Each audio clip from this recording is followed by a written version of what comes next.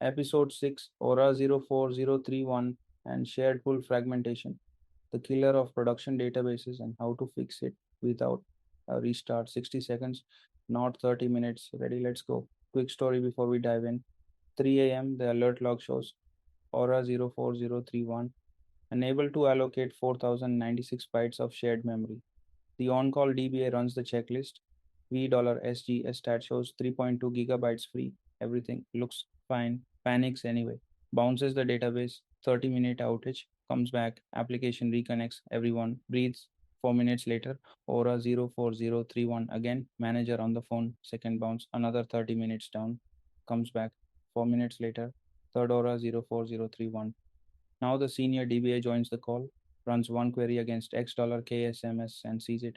Subpool 7 at 100%, subpools 1 through 6 at 42%, runs DBMS underscore shared underscore pool dot purge on one specific package, problem gone. In 60 seconds, 2 hours of downtime for a fix that took less than a minute. So in the next 15 minutes, I'm going to show you the 4 real causes of ORA-04031, the subpool diagnostic query, and the purge trick that saves a restart. Let's start.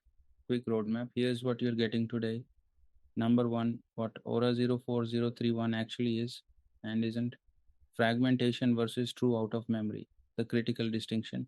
Number two, the 4 views that tell the story. V$SG stat, V$ shared pool advice, V$ shared pool reserved, and the money view, X$ ksmss. Number three, the 4 real causes: bind mismatch, subpool asymmetry, object pinning, cursor cache leaks. Hard parsing is not on this list. Number 4, the purge trick, targeted memory release, 60 seconds, no hard parsing storm, no outage. And number 5, how to size a shared underscore pool underscore size correctly, beyond AWR's recommendation, because AWR doesn't see per subpool. Okay, let's start with the basics. So, what is ORA-04031? It's a memory allocation failure in the shared pool. That's it. But, and this is the important part, it's not out of memory. You can have 4 gigabytes free and still fail to allocate 4 kilobytes because ORA-04031 is a fragmentation problem, not a size problem. Modern Oracle splits the shared pool into 12 subpools by default. Your workload hits some subpools hard, others sit half empty. Look at these numbers for real causes: 12 subpools by default, 90% of ORA-04031 diagnosable with the subpool query, and 60 seconds to fix without a restart. If you understand the subpool architecture, you're already halfway there. First things first, where do you look? 4 views, that's all you need. 90% of ORA-04031 incidents solved with these 4 queries. The first one, V$SG stat, shows you total shared pool free memory. Every DBA runs this one. But, and this is the trap, total free will often look fine. The second, V$ shared pool advice, Oracle's advice on sizing compared to actual usage. The third, V$ shared pool reserved, the reserved area. This is where large allocation fragmentation lives. And the fourth, X$ ksmss, the money view per subpool breakdown. If you learn only one view from this episode, learn this one. The query pattern is always the same. Find the memory area, find the subpool, find the object. Now let's talk about the 4 real causes. Cause number 1, bind variable inconsistency. Same SQL text, different bind sizes, creates hundreds of child cursors and fragments the pool 1 200 byte chunk at a time. Here's what it looks like. Run V$SQL shared cursor. You'll see the same SQL ID with 100 plus child cursors. Bind length upgradable equals Y on most of them. That's the smoking gun. What's happening? The application binds the same query with varying varchar 2 lengths. Every new bind length creates a new child cursor. Every child cursor takes a small memory chunk. Result 100 tiny fragments and no contiguous chunk left for the next big allocation. Fix on the app side, standardized bind sizes, always varchar to 4000, or use cursor sharing force as a temporary band-aid. But remember, this is never a database problem, it's always an application binding problem. Cause number 2, subpool asymmetry. 12 subpools by default, your workload hits 2 of them hard, the other 10 sit at 40%, one subpool at 100%, others 95% free. Total memory looks fine. ORA-04031 fires anyway. How do you spot it? The subpool query, select ksmdsidx, sum ksmss and divided by 1024 twice to get megabytes. From x $ksmss group by ksmdsidx, 12 rows come back, 1 per subpool. If subpools 1 through 6 show around 40%, that's healthy distribution. But if subpool 7 shows 100%, that's where ORA-04031 lives. The tell, total free equals 4 gigabytes, allocation still fails. That's asymmetry. Fix, rebalance with the hidden parameter underscore kg, HDSIDX count, or fix the workload that's targeting one subpool. Cause number 3, object pinning gone wrong. Someone, months ago, pinned a large PLSQL package using DBMS underscore shared underscore pull dot keep. Best intentions, wanted the package hot in memory. But that package never ages out. It sits in the reserved area. It fragments everything around it, and ORA-04031 hits at the same size every time. The query $DB object cache where kept equals yes, ordered by shareable mem descending. The big ones show up first. Anything over 500 kilobytes with kept equals yes is suspicious. Run dbms underscore shared underscore pool dot unkeep, release it. Let Oracle repin only what deserves it. Small hot packages, not 2 megabyte monoliths. Immos doc ID 419415.1. Best practices for pinning. Read it, follow it. Cause number 4. Cursor cache overflow. Session cached cursors set too high. Application generates lots of unique SQL. Each session holds 200 plus cursor handles. Multiply by 500 sessions. That's 100,000 cursor handles, fragmenting the pool. The query, select SID, count star from $open cursor, group by SID, having count star greater than 100, order by count descending. Sessions with 100 plus open cursor, cache leak suspects. The signals, session cached cursors greater than 200, unique SQL workload, sessions never closing cursors, fix on the app side, close cursors properly, use bind variables, reuse prepared statements, or as a temporary fix, lower session cached cursors to 100, then diagnose the app. Bonus round. The 3 AM checklist. When $SGS stat says nothing is wrong, total free memory looks fine, grants look fine, everything it looks fine, except X $KSMSS knows the truth. One subpool is dying. Here's the 3-step checklist in order. Step 1, check total free from $SGA stat. If it's low, you have a sizing problem, not fragmentation. Step 2, check per subpool from X $KSMSS. If one subpool is at 100% while others are half empty, that's your answer. Fragmentation. Step 3, if subpool imbalance is found, run dbms underscore shared underscore pool dot purge on the biggest object in the affected pool. What each step tells you: total free normal plus subpool imbalance, fragmentation, total free low plus all subpools full, true sizing issue, total free normal plus all subpools balanced. This isn't ORA-04031. Look elsewhere. Remember this. X $KSMSS is the truth. $SGS stat only tells half the story. Stop. Quick pause. If you're still with me, this is the halfway point, and what's coming next is the part your team lead wishes they'd known. If any of this is landing, hit that like button right now, subscribe to the channel, hit the bell, because it costs you nothing and it puts this stuff in front of another DBA at 3 a.m. Okay, back to it. The next 3 things I will make it worse. Do not do any of these. Not in production, not in panic, not at 3 a.m., not even to see if it clears the error. Here they come. The 3 anti-patterns. Anti-pattern number 1. Restart the database to clear ORA-04031. Consequence, a 30-minute outage, and the problem returns in minutes. Here's what happens. You bounce the database, application reconnects. 4 minutes later, ORA-04031 again. Same subpool, same offending object. Now you're at 2 outages and 0 diagnosis. The workload that fragmented the pool is still running. The restart just cleared the visible symptoms. Never restart to clear ORA-04031. Never, not first, not second, never. How DBAs get tricked into it. 3 a.m. ORA-04031 hits. On call. DBA panics. Manager on the phone asking when the app is back. DBA does the fastest thing they know, bounce the database. 30-minute outage, app reconnects. 4 minutes later, ORA-04031 again.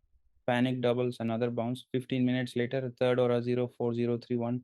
Only now does the DBA look at X dollar ksms and see that subpool 7 has been imbalanced for hours. The restart was never the fix, it was the delay tactic that made the outage 3 times longer. Anti-pattern number 2, alter system flush shared pool. Consequence, hard parsing storm. Makes it worse, you run the flush to reset fragmentation. And here's what actually happens. Every cursor in the pool invalidated every session's next SQL. Hard parsed, CPU spikes to 100%, library cache latch weights explode. The system is now slower than before the flush, and the fragmentation returns in minutes. As the pool refills, never flush the shared pool on a busy production database. How DBAs get tricked. Old blog post says flush the shared pool to clear ORA-04031. DBA runs it on production. CPU jumps from 30% to 100. All queries slow down. Library cache, mutex, X weights appear on every session. 10 minutes of chaos. While the pool repopulates, fragmentation returns. The blog post was written for a lab database, not a production system with 500 sessions and 10,000 active cursors. Read the context, not just the command. Anti pattern number 3. Increase shared underscore pool underscore size blindly. Consequence, wasted SGA. Problem returns at higher size. You bump shared underscore pool underscore size from 4 gigabytes to 8. Restart, feel confident. 2 weeks later, ORA-04031 returns. Why? The subpool asymmetry is still there. You just doubled every subpool. The same imbalanced workload fills the same subpool at twice the size. Money spent, problem intact, never bump. Shared underscore pool underscore size without checking subpools first. How DBAs get tricked. AWR recommends pumping by 40%. DBA does it. Team celebrates. 2 weeks later, ORA-04031 returns.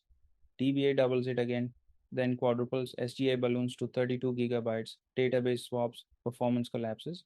Meanwhile, X dollar ksmss still shows one subpool at 100% and the others at 20.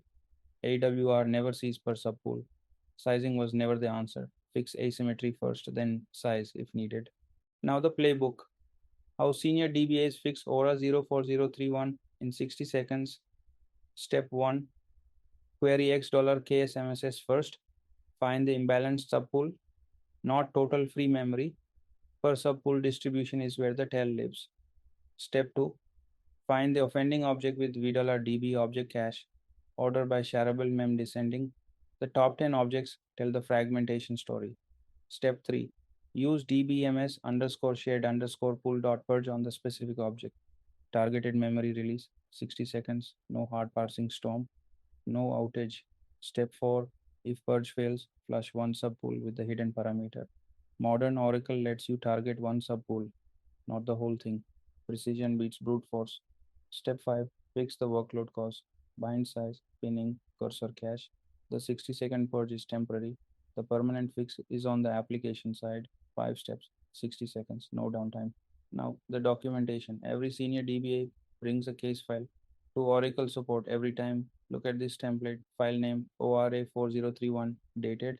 Incident ORA-04031 on production. Subpool 7 identified, timestamp down to the second. Database is a production 1, version 19.24, 12 subpools. Subpool pool 7 at 100%, pools 1 through 6 at 42. Error ORA-04031, unable to allocate 4096 bytes.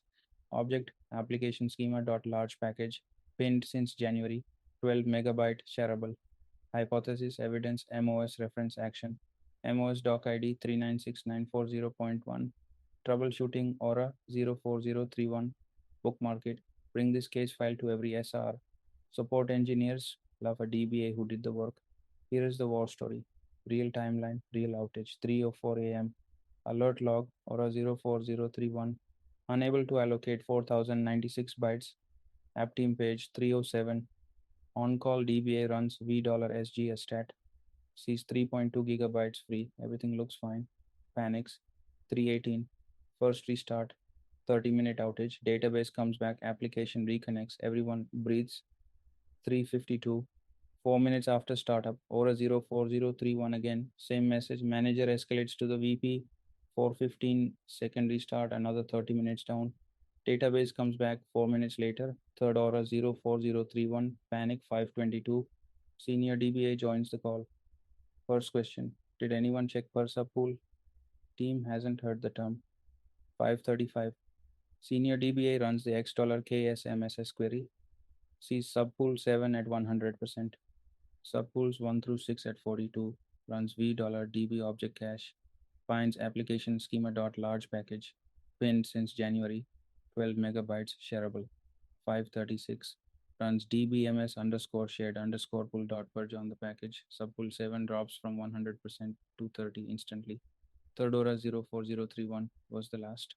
Total resolution time from the senior DBA joining 60 seconds, 2 hours wasted on 2 blind restarts before someone asked the right question. Most doc ID 396940.1 was the reference the whole night. Could have been 60 seconds. 5 rules, learn them. Rule number 1: ORA-04031 is fragmentation. It is not out of memory. You can have 4 gigabytes free and still fail to allocate 4 kilobytes. Subpool distribution matters. Rule number 2: check subpools with $X ksmss, not total free with $sgstat. $sgstat gives you the total. $X ksmss tells you which subpool is dying. Rule number 3: dbms underscore shared underscore pool dot purge fixes 90% of ORA 04031 in 60 seconds. Targeted memory release. No hard parsing storm. No outage. No restart. Rule number 4: never restart, never flush, never resize blindly. All three anti patterns look like fixes and cause 30 plus minutes of downtime. Rule number 5: fix the workload cause. Bind size, pinning, cursor cache. The 60-second purge is temporary. The permanent fix is in the application layer. That's it. 5 rules. Every senior DBA has them memorized. 3 things that take 5 seconds but help this channel a lot. Number 1, like this video. If any part of this helps YouTube show it to other senior DBAs who need it at 3 a.m. Number 2, subscribe and hit the bell because episode 7 drops next Tuesday. Data guard failover disasters, when the standby won't take over at 3 a.m., the 4 real reasons and how to prevent them. And number 3, comment your worst ORA 04031 war story, the messiest one, the one you're still recovering from. Best one gets covered live on the channel. Those 3 actions, 5 seconds each, and they compound. Thank you. Coming up next Tuesday, episode 7, Data Guard Failover Disasters. When the standby won't take over at 3 a.m., the 4 real reasons we'll cover. The 4 reasons a data guard failover fails silently: reading DGM-GARL error logs correctly, the archive log gap that lies to you, and failover versus switchover, why manual beats broker at 3 a.m. If you've been in a data guard failover that didn't work when you needed it to, this episode is for you. Catch up on the full series first.